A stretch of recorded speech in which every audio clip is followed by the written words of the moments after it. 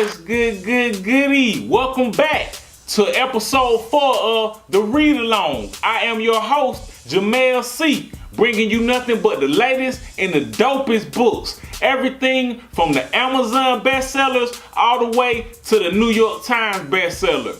In honor of Black History Month, our pick of the week for the read along is Black Fortunes by the author Shormari Wills. It's the story of the first 6 African Americans who escaped slavery and became millionaires.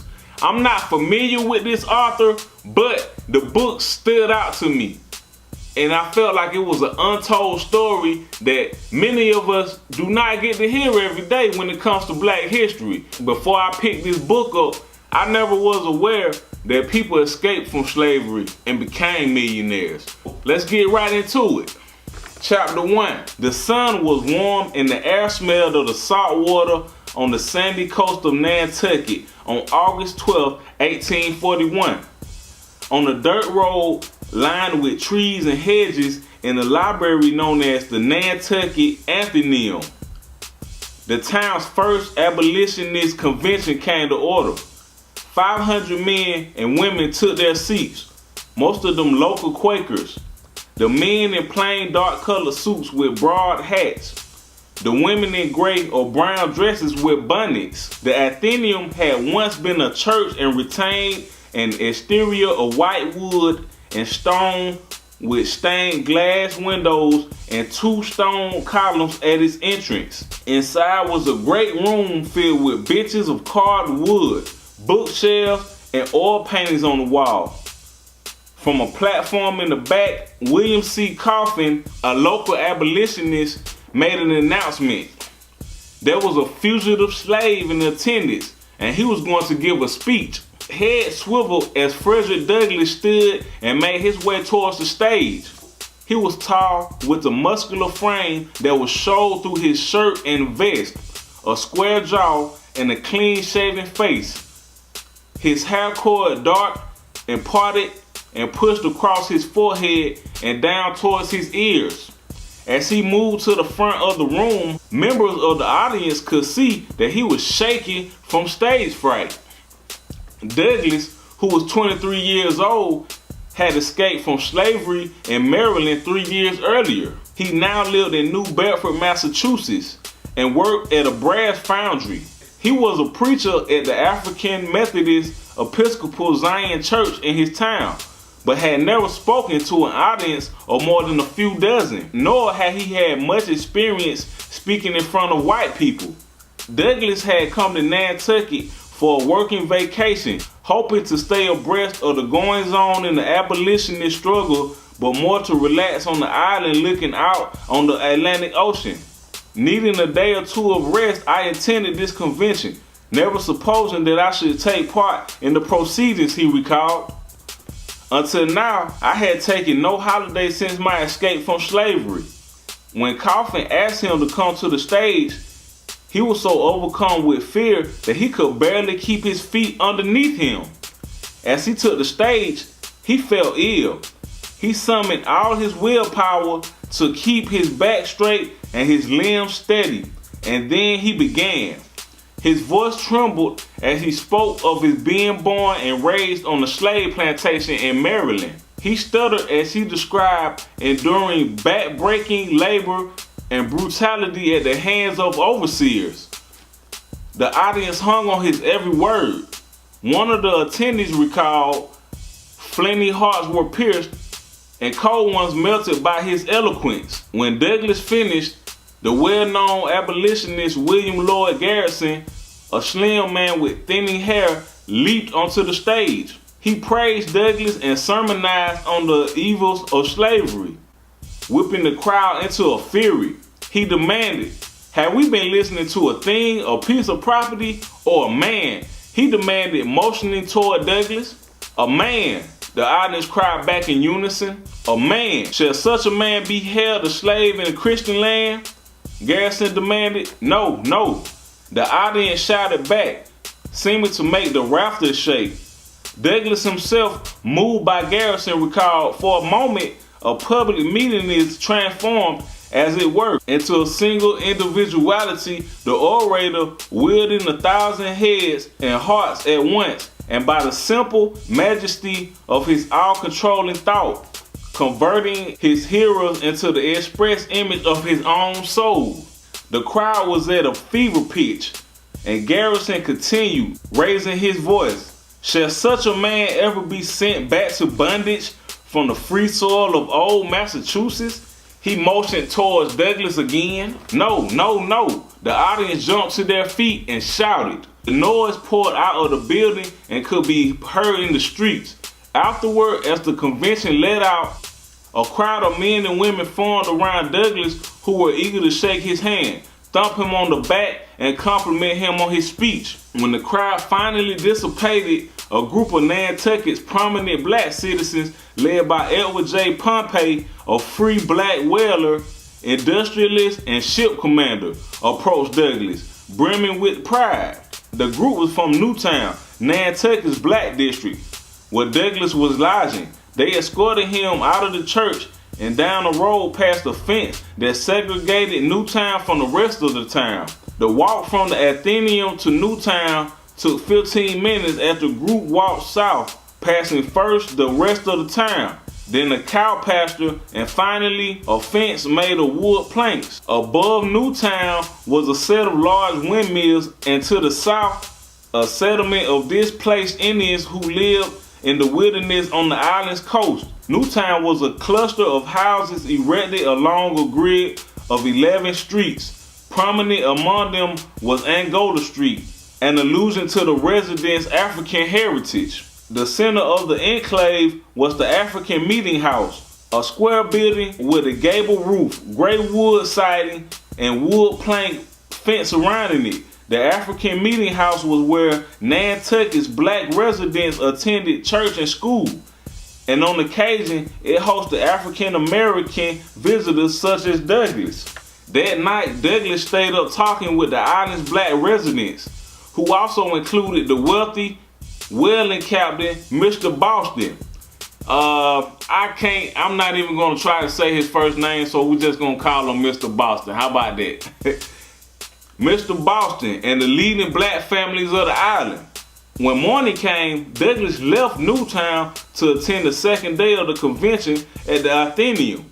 Excitement about his speech seemed to have grown overnight, and when he entered the hall, people crowded around him, thumped his back, and showered him with adulation. The next day, he returned to the mainland of Massachusetts, where William Lloyd Garrison offered him a job as a traveling speaker for the Massachusetts Anti-Slavery Society. I doubted anyone would want to hear me speak, Douglas told Garrison. Nonetheless, he accepted the offer and began traveling the country, telling his story as he had it in Nantucket. In the following months, Douglas rose to fame as an abolitionist and orator. His time on the island catapulted him to prominence and also galvanized the African American community there. Among them was a young woman who would become one of America's most powerful black entrepreneurs, Mary Ellen Pleasant. In 1814, in an apartment in a 3-story brick building on the street near Philadelphia's dock, Mary Ellen Williams entered the world. She was born free and black. Her parents christened her Mary Ellen Williams, taking her mother's first name and her father's last name.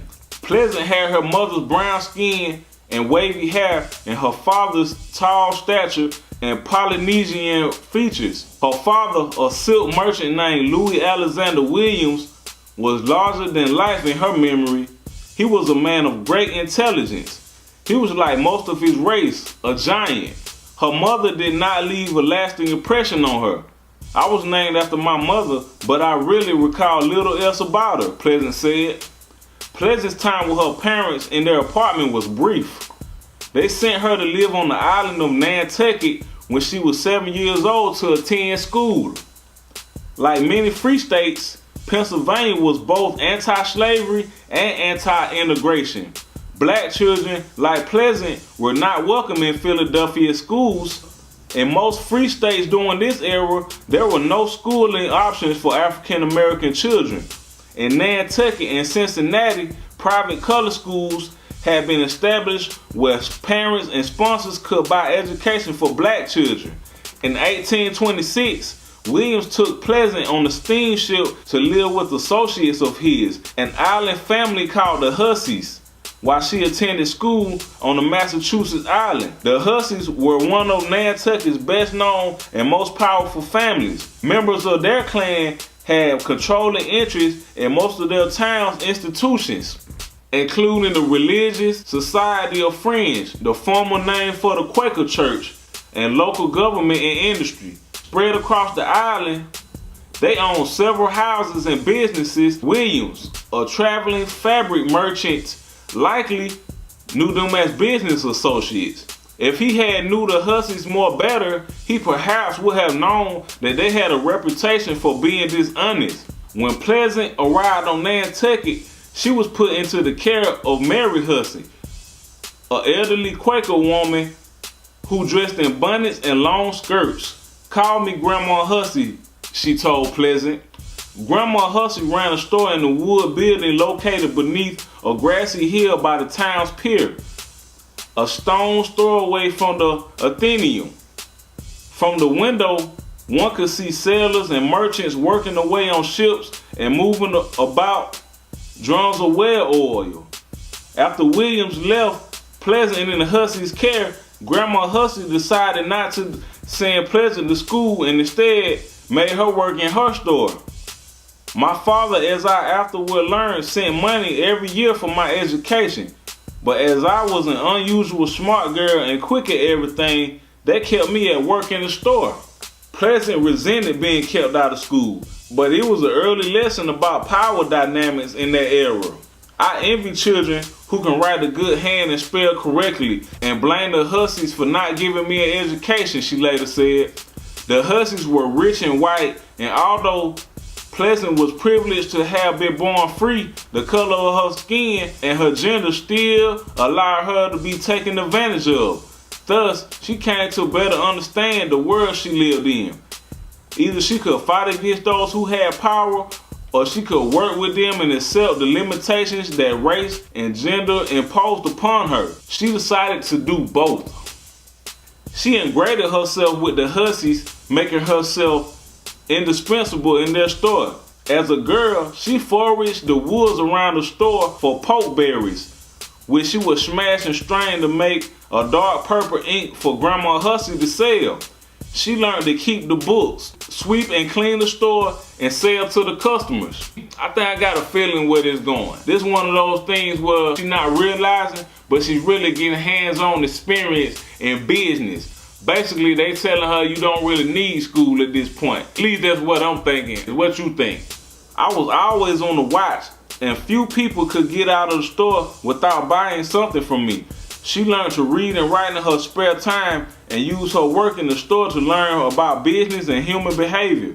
"I have let books alone and studied men and women a great deal," she said. "You can't learn all the book knowledge and all the human nature study in a lifetime. You must slight one or the other." So she slighted books and studied capital, both human and financial. During her years with the Hussies on Nantucket, Pleasant nursed the resentment of racism and slavery. When she wasn't working, she would venture south of Grandma Hussey's shop through town, past the Newtown fence, to enter Nantucket free black community. The inhabitants of Newtown were made of black whalers, escaped slaves, and domestic servants. They were led by the town's most prominent citizen, Mr. Boston. Mr. Boston was a well-muscled man with a beard that stretched from his ears down his entire jaw with no mustache. He wore gold hoop earrings and his hair was coarse and pushed back into a pompadour. This don't sound much right now, but back then you could tell that was kind of the sauce. I guess you could tell he was the man every time he came through. Mr. Boston was black royalty in Nantucket. He was a descendant of the island's Indian natives and black slaves. His family was credited with having ended slavery on the island after his uncle Prince Boston had challenged the legality of slavery in Nantucket, sued for his freedom, and won. Mr. Boston inherited money from his parents who died when he was young. and used it to build one of the first structures in Noontime, a small shop in a clapboard house where he sold fishing equipment and groceries. In 1822, he bought and captained his own whaling ship called Industry, becoming the first black man in New England to own and lead a whaling outfit. Subsequently, he used his earnings to develop Newtown by underwriting mortgages for the houses of free blacks. Along with Boston and other prominent black Nantucketers, Pleasant attended church and learned about abolition before venturing back to her employer on the white side of the fence. While she was learning about black culture and the liberation struggle in Newtown, Pleasant bore witness to an economic transformation from the hussy shop by the harbor. From the shop, she could see oil refineries being built and whaling ships carrying whale carcasses and barrels of blubber. The Nantucket whaling boom was just getting underway. In the early 19th century, whale oil used as lighting and heating oil was rapidly becoming the United States' most prized commodity, second only to cotton, making whaling a high profitable business. Nantucket, with its location in the Atlantic Ocean and its tradition of deep ocean fishing, was well positioned to hunt whales. As the demand for the oil increased, Nantucket's deep ocean fishing boats were refitted as whaling ships, and the town emerged as the largest producer of whale oil in the United States. I'll be the first to tell you I don't know everything, but all these years on this earth, I never knew that whales was a resource for oil back in those days.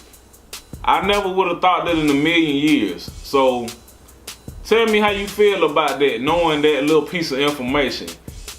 Knowing that now that we got oil, all these oil refineries, and how do we go from depending on the oil from the whales to how we do it now? Drop a comment how you feel about that. And let me know in the comments, did you know that? Before whale oil became readily available, most of the Western world lived in darkness once the sun went down. Candles and lamps fueled by cow and sheep fat were hard to produce, burned dimly, and gave off a foul odor. Whale oil, by contrast, burned brightly and was odorless, as it became broadly available in the United States and England. Whaling exploded into an $11 million a year industry. $11 million a year, adjusted for inflation back in those days, it says was equal to $309 million a year right now, becoming the third largest economic sector in the United States after cotton and manufacturing. The boom made Nantucket one of the richest and busiest towns in the world during the years Pleasant was reared there. Whaling was also a catalyst for social change. With the onset of whaling in Nantucket, men abandoned work in town for high-wage jobs, working on docks and in open doors and whaling crews. In their absence, women became entrepreneurs and laborers, running the restaurants, stores, and hotels in town. The whaling boom also created a black middle and upper class in Nantucket. Benefiting from racial stereotypes about their unnatural strength, black men were recruited to the island to hunt whales. Whaling offered a much better life than slave labor or tenement farming. In addition, men who worked on whaling crews were often shareholders, not employees, and were entitled to a percentage of the profits from the whales they helped bring in. Man, that is so big, man. Like my mind just blew reading that sentence. Like, not only were the black men came in to work, but they received percentages for all the profits that were made off that.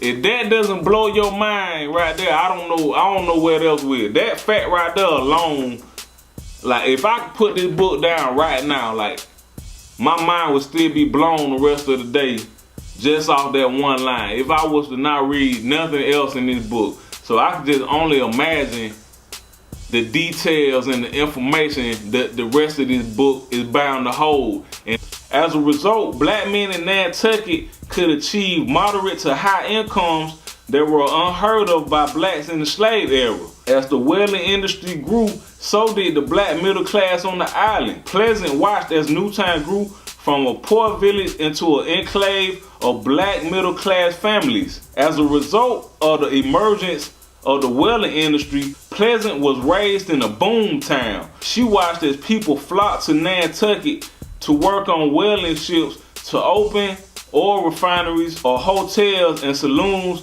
to cater to the growing population. Some people made fortunes in Nantucket, others lost them. Alright, I'm gonna stop right there. But like I said earlier, my mind is completely blown by this book. It's available right now on Amazon. Look, please go get this book. If you are interested in learning other details in black history that they really don't teach in school, I highly recommend this book. Go check it out. Thanks for tuning in. If you would, please hit that like and subscribe button. Talk to me in the comments. Let me know what you think of this episode. Let me know what you think of this book. And remember, it's the read along, baby.